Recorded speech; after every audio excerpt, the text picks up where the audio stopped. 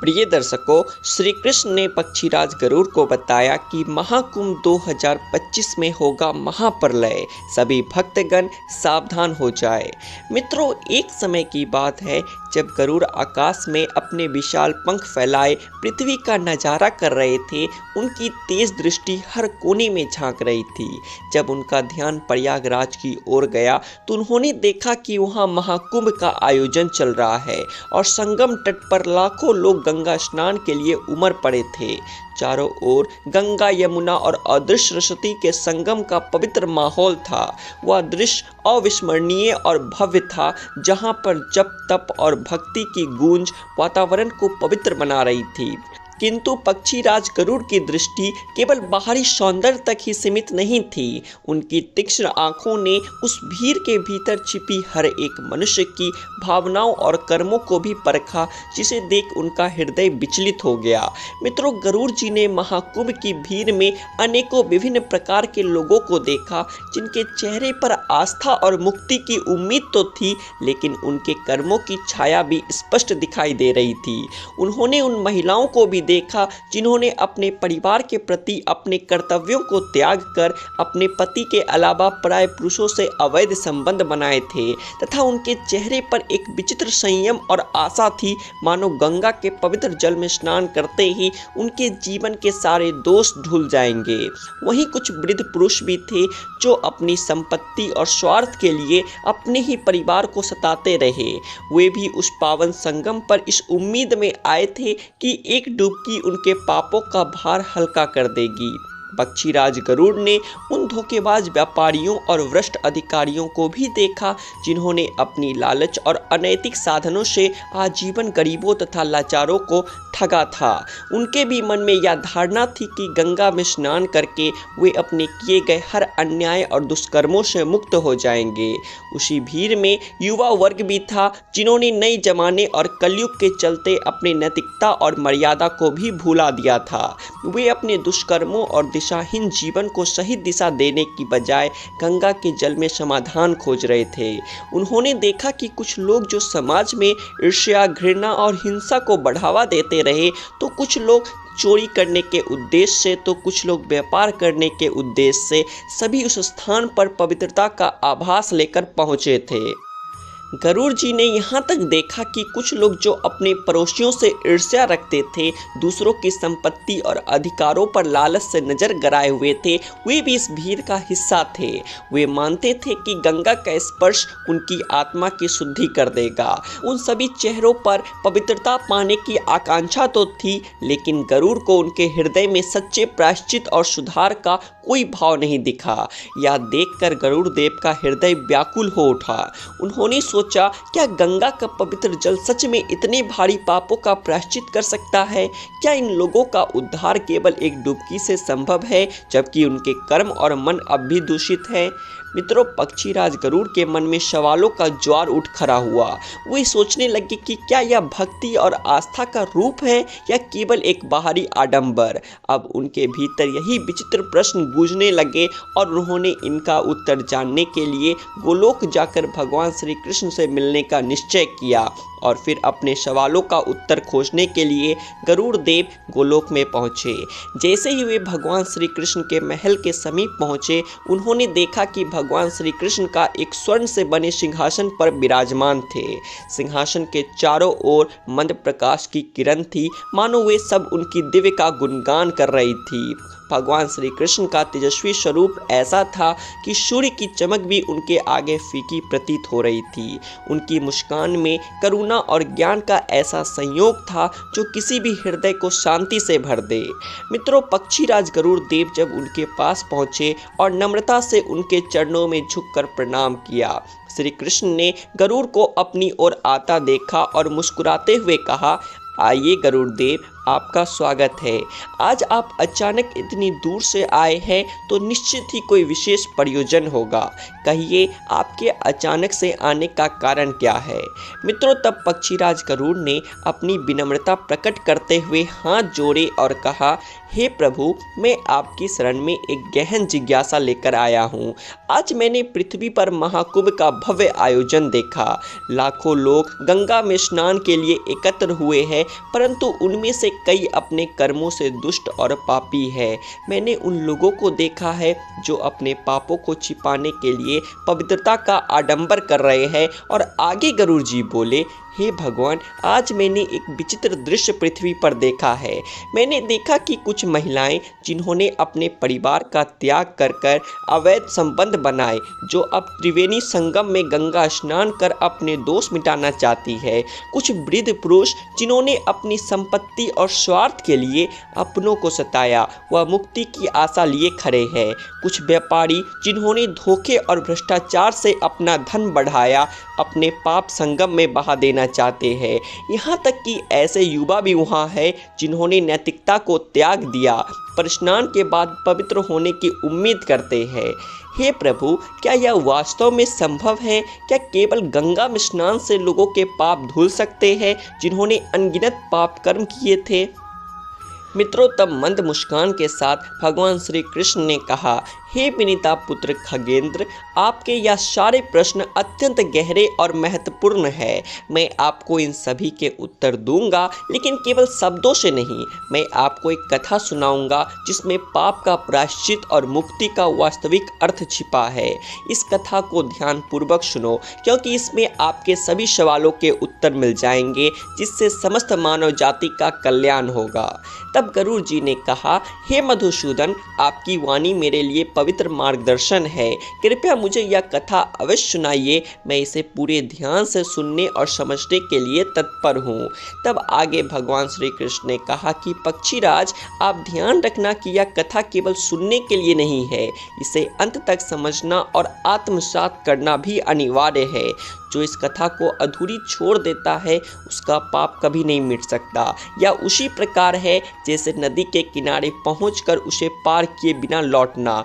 जो इसे अंत तक सुनता है, वह सच्चे महाकुंभ स्नान का फल प्राप्त करता है। मित्रों, प्रेम पूर्वक गरुड़ जी ने कहा कि गोविंदा, मैं आपको वचन देता हूँ कि इस कथा को अंत तक सुनूंगा और इसे अपने जीवन में उतारूंगा। और मैं यह संदेश भी दूंगा कि जो मनुष्य इसे अंत तक सुनते हैं, वे ही सच्चे प्रायश्चित और उद्धार का मार्ग प्राप्त करते हैं। आपकी वाणी मेरे लिए अमृत के समान है और मैं इसे पूरी निष्ठा से ग्रहण करूंगा।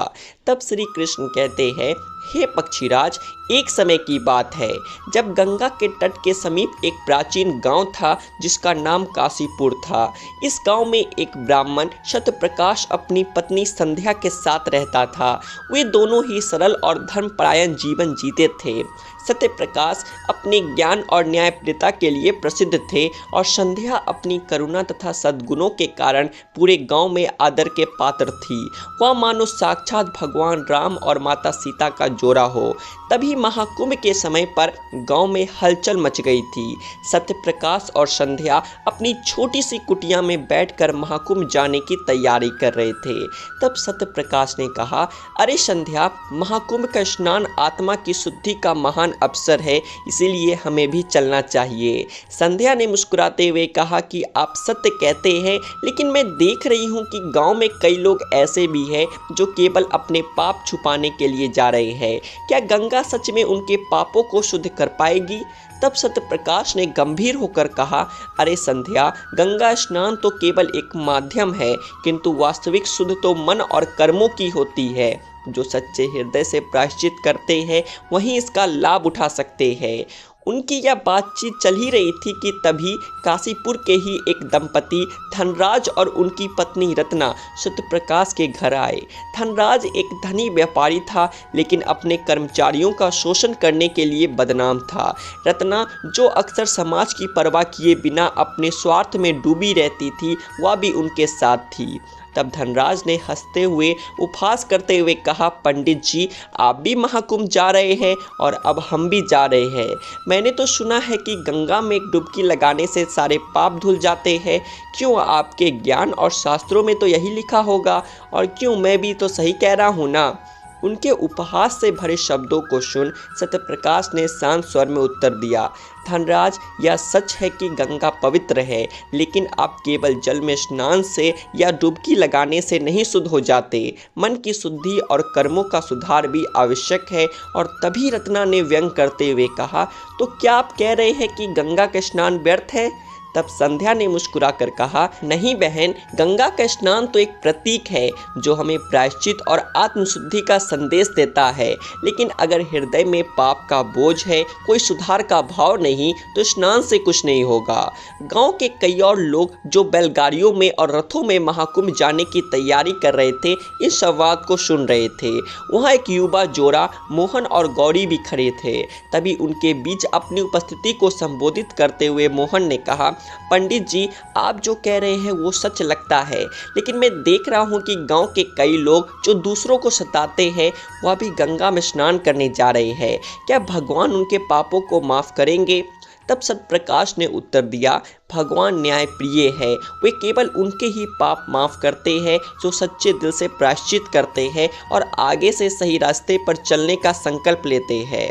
मित्रों, वहीं दूसरी ओर सभी लोग अपने रथों और बैलगाड़ियों में बैठकर महाकुंभ की ओर रवाना हुए। रास्ते में लोग अपने अपने अनुभव साझा कर रहे थे। कुछ लोग अपनी चिंताओं और पापों के बारे में सोच रहे थे, तो कुछ गंगा के पवित्र जल के स्पर्श के लिए उत्सुक थे। जब काशीपुर के लोग महाकुंभ में पहुंचे तो गंगा के पवित्र संगम पर स्नान के बाद रात को तंबुओं में विश्राम करने चले गए कि तभी अचानक विचित्र घटना घटती है। वहां आधी रात को कुछ तंबुओं में आग लग गई और देखते ही देखते आग ने अनेक तंबुओं को अपनी चपेट में ले लिया। अब वह आग इतनी तेज बढ़ गई कि चारों ओर आग फैल गई। वहाँ के लोग जान बचाने के लिए इधर उधर भागने लगे। महिलाओं ने अपने बच्चों को बाहों में भर लिया और बुजुर्ग जिनसे कुछ भी नहीं हो पाता था या फिर अपाहिज थे, वे बेचारे वहीं स्तब्ध होकर भगवान को पुकारने लगे। वहीं कुछ युवा आगे बढ़कर आग को बुझाने की कोशिश कर रहे थे, लेकिन आग और भयंकर हो गई। अब चारों ओर भय और चीख पुकार मच गई। हे प्रभु, हमें बचाओ, हमारी रक्षा करो। लोग बार बार ईश्वर को पुकार रहे थे, ईश्वर अब तू ही सहारा है हमारा।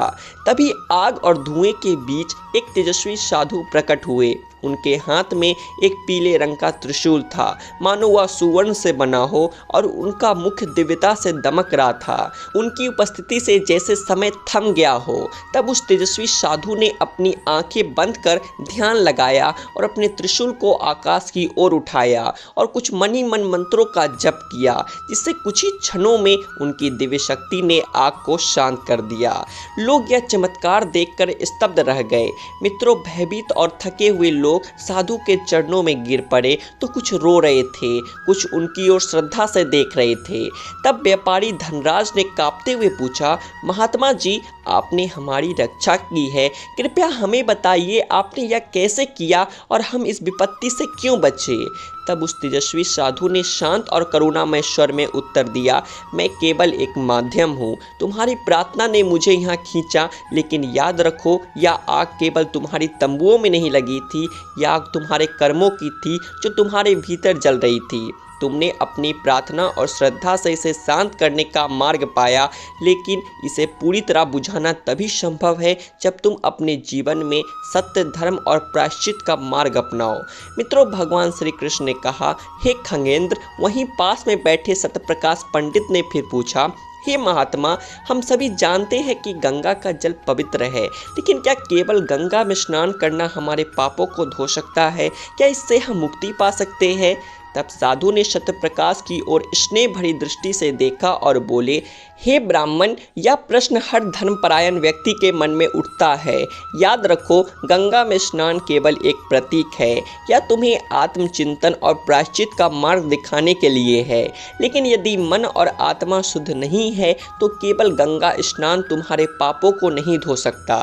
सत्यप्रकाश ने फिर से पूछा, महात्मा, तो सच्चे प्रायश्चित का मार्ग क्या है? जो लोग अपने जीवन में बड़े से बड़े पाप करते हैं, उनके लिए मुक्ति का रास्ता क्या है?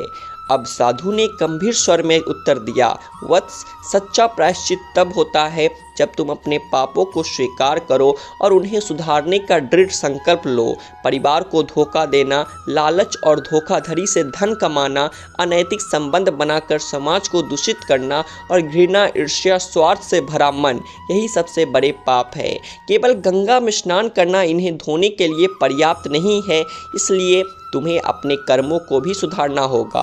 अब उन साधु ने सभी को संबोधित करते हुए कहा, सुनो, गंगा का पवित्र जल तुम्हारे भीतर परिवर्तन का प्रतीक है, लेकिन यह परिवर्तन तभी होगा जब तुम इसे अपने भीतर आत्मसात करोगे। अपने पापों का स्वीकार करना पहला कदम है, लेकिन उन्हें सुधारने का संकल्प लेना ही असली प्रायश्चित है। बिना किसी स्वार्थ के दूसरों की सहायता करो, सत्य, धर्म और प्रेम का पालन करो। सच्चा पुण्य वही है जिसमें तुम्हारा हृदय शुद्ध हो और तुम्हारे कर्म निस्वार्थ हो। और फिर उन्होंने आगे कहा, भगवान केवल उनके पाप क्षमा करते हैं जो सच्चे मन से सुधार की राह पर चलते हैं। यदि तुम यह सोचते हो कि केवल बाहरी कर्म कांड तुम्हें पवित्र कर देंगे तो यह तुम्हारा भ्रम है। असली पवित्रता तुम्हारे मन और आत्मा में है। सत्य बोलो, दान करो और सेवा का मार्ग अपनाओ, यही मुक्ति का मार्ग है। मित्रों, उस तेजस्वी साधु ने सभी को शांत करते और सभी को धीरज देते हुए कहा, सत्य प्रकाश और काशीपुर के लोगों, याद रखो कि गंगा में स्नान तुम्हारी यात्रा की शुरुआत है, अंत नहीं। यह तुम्हें प्रेरणा देती है, लेकिन असली परिवर्तन तुम्हारे कर्मों में होना चाहिए। सत्य, सेवा और प्रेम ही तुम्हें जीवन में सही दिशा देंगे। सत्य प्रकाश ने साधु के वचनों को ध्यानपूर्वक सुना और कहा, महात्मा जी, आपकी वाणी ने हमारे जीवन का मार्गदर्शन कर दिया। हम आपके उपदेश को आत्मसात करेंगे और अपने पापों को सुधारने का प्रयास करेंगे। तब उस तेजस्वी साधु ने सभी को आशीर्वाद दिया और वहां से चले गए। इसके बाद काशीपुर के लोग गंगा स्नान के वास्तविक महत्व को समझ सके और सच्चाई, सेवा और प्रेम के मार्ग पर चलने का संकल्प लिया। मित्रों, भगवान श्री कृष्ण ने कहा, हे पक्षीराज गरुड़, अब मैंने आपके सभी प्रश्नों के उत्तर दे दिए। तब अंत में गरुड़देव ने कहा, हे भगवान, आपके कथा के माध्यम से अब मुझे अपने सवालों के उत्तर मिल गए हैं। हे प्रभु, मैं समझ गया हूँ कि सच्चा प्रायश्चित केवल आत्मा की शुद्धि और निस्वार्थ कर्मों से ही संभव है। आपकी कृपा से मुझे जीवन का सच्चा मार्ग मिला है। अब मैं संतुष्ट होकर अपने धाम लौटता हूँ। अब पक्षीराज गरुड़ ने श्री कृष्ण को प्रणाम किया और आकाश की ओर चले।